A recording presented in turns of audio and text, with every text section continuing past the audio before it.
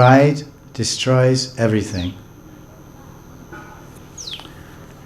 So this is the verse, Sanskrit verse, chapter 29 of 10th canto, verse 48. Tasham tat sobaga madham vikshya manam chakeshava prashamaya prasadaya tatrevantar diyata. As a translation of this Sanskrit shloka,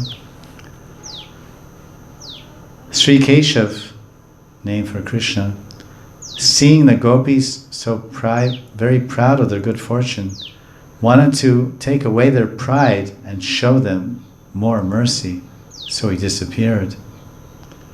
And Prabhupada translated, Krishna is known also by the name of Keshav.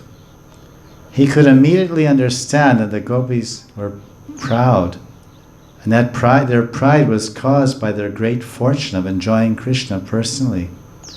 In order to show him his causeless mercy to the gopis and curb their false pride, he immediately disappeared from the scene. And one more translation. Seeing the gopis intoxicated over their good fortune, Krishna favors them by suddenly disappearing from them to reduce their pride. Krishna favors them by suddenly disappearing to reduce their pride.